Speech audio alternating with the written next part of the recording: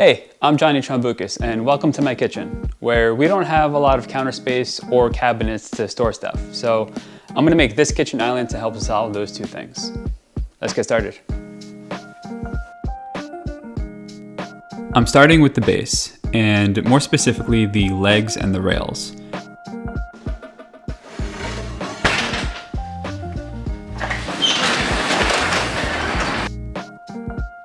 This is the very last bit of poplar that I have, and I wanted to use poplar because it paints very well. And while I was measuring this board, it turned out that it was exactly the right size to get all of my parts out of. Or so I thought.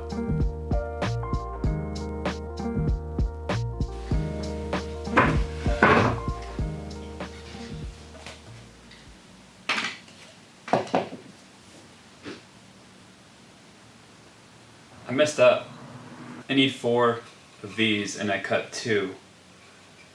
So these are the rails that are going to connect the legs together. I have enough for 1 leg assembly. I'll cut the other 2 pieces out of one of these. These are the back panel. Only one of these will kind of be visible, the other one will be underneath the top.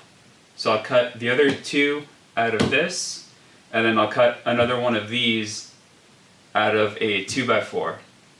Yeah, I'm gonna do that. So this was a very simple solution to this problem, and once it's all painted, you can't even tell the difference.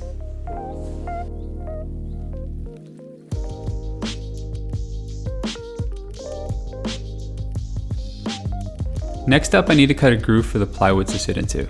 And I'm doing this first in a scrap piece, that way I can dial in the width of the dado blade. It took a couple tries with different shims, but I got the fit exactly where I wanted it to be. I marked a line on my fence at the very front of the dado stack. I need to cut a stop dado in the legs, and when my reference line on my legs lines up with the line on the fence, I know I've gone far enough.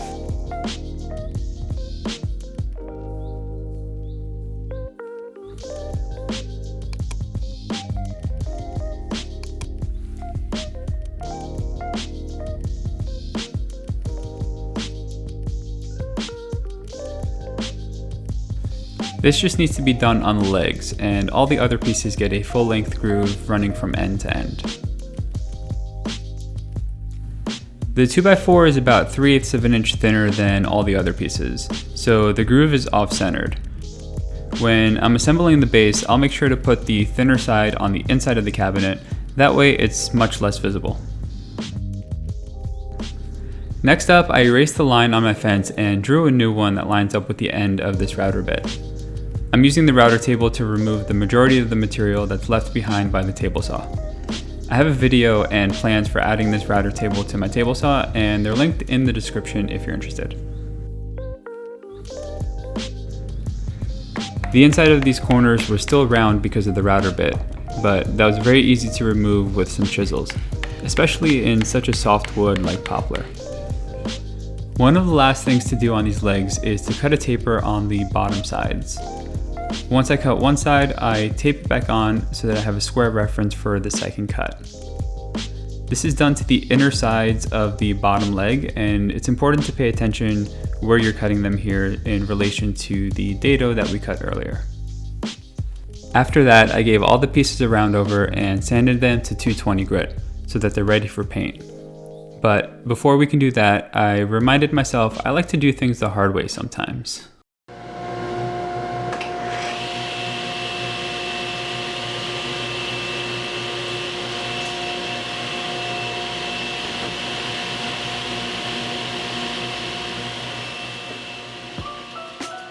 A full sheet of 3/4 inch plywood isn't that heavy, but its size makes it a little difficult to move it around on the table saw.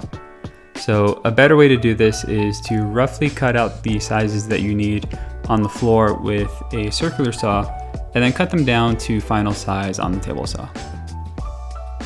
I want to take a second and let you know that I just launched the Patreon. If you got to this point in the video, chances are you like what I do, and Patreon is a great way for you to help me produce more content like these videos and plans. Not only do you get better and more frequent content, but you also get special rewards starting at just $1 a month. So if you're interested, check out the link below. Thanks. After cutting my sides and back panels, I gave them a sanding up to 220 grit off camera. And now I can glue them to the legs and rails. I could have definitely used 1/2-inch plywood instead of 3/4 here, but I know I'm going to use a pretty thick top to this kitchen island, and I didn't want it to be too top heavy, so adding 3/4 gives a little bit of weight to the base. After the glue was set, I added some figure-8 fasteners to the top rails. This is how I'll attach the base to the top. I cut a recess with the Forstner bit, that way the figure-8 fasteners sit flush with the top. Then I drilled a pilot hole with a smaller drill bit for the screws. This is pretty important because I don't want the screws to split the rails, especially because I've put so much work into them so far.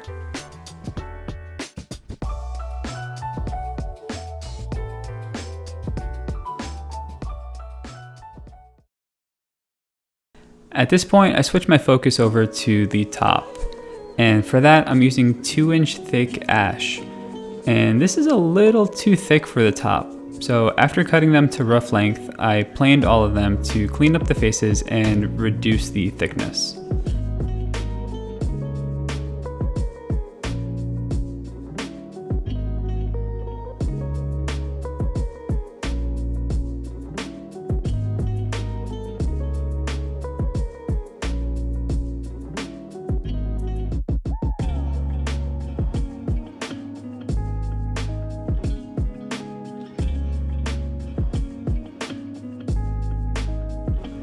Once that was done, I prepped the boards to be glued together, and for that I joined one edge on all the boards and then ripped the other edge on the table saw.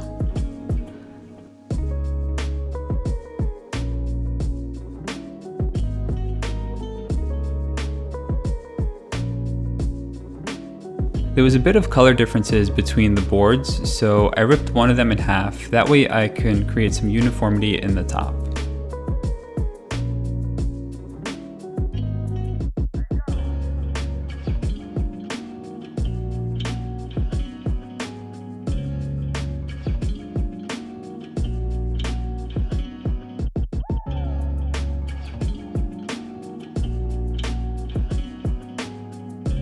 It's been a while since I've done a big glue up like this, but thankfully it all went smoothly.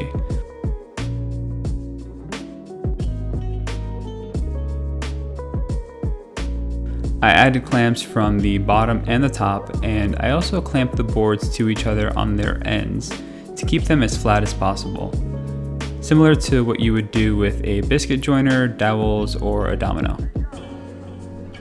This just helps reduce the amount of cleanup that I have to do later.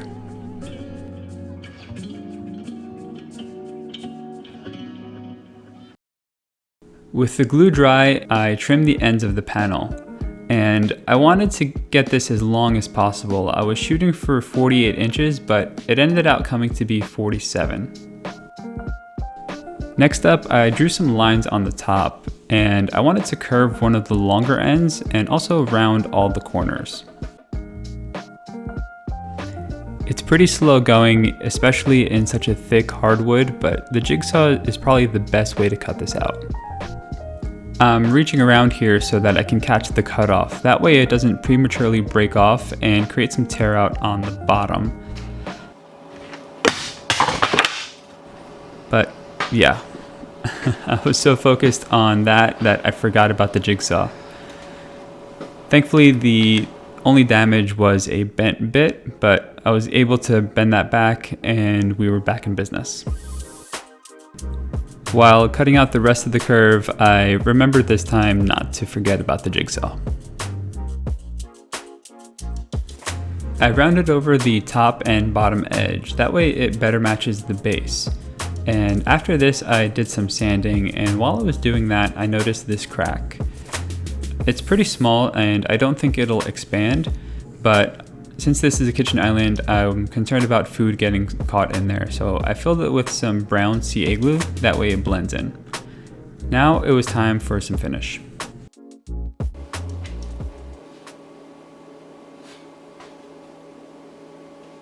I'm spraying the paint on the bottom, and I want to hang up the parts to make it easier and get both sides at the same time. I figured I can wrap a rope around my garage door tracks and hang the parts off of that.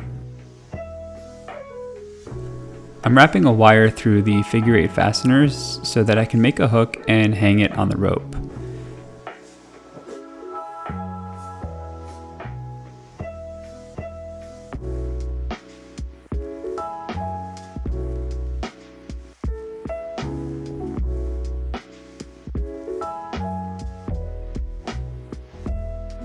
This all worked really well, but this was a lot of weight to put on the garage door tracks, and they were starting to bow in towards each other. So after I sprayed the first coat and that dried, I screwed some hooks onto the ceiling joists and attached the rope to those instead.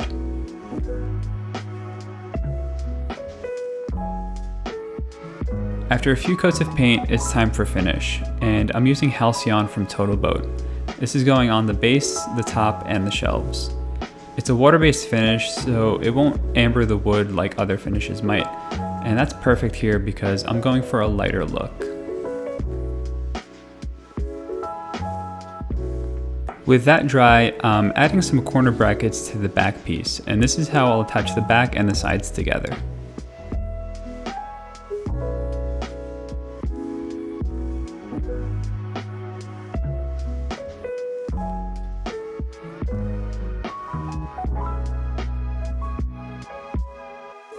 I noticed this earlier in the build, but I actually cut the back panel a little too short.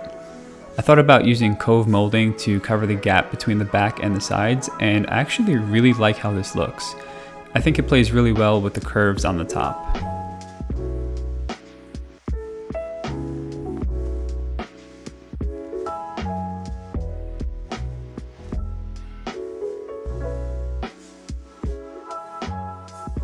I am really happy with how this turned out. I love the tones of the ash and the additional storage space that it gave us for fruits, veggies, and commonly used items. But more importantly, the additional counter space. You might also be thinking that this doesn't match our kitchen very well, and you're right, so I'm changing the kitchen. If you want to catch that kitchen remodel, be sure to subscribe and hit the bell so you don't miss that video. Thanks for watching, and I'll catch you in the next one.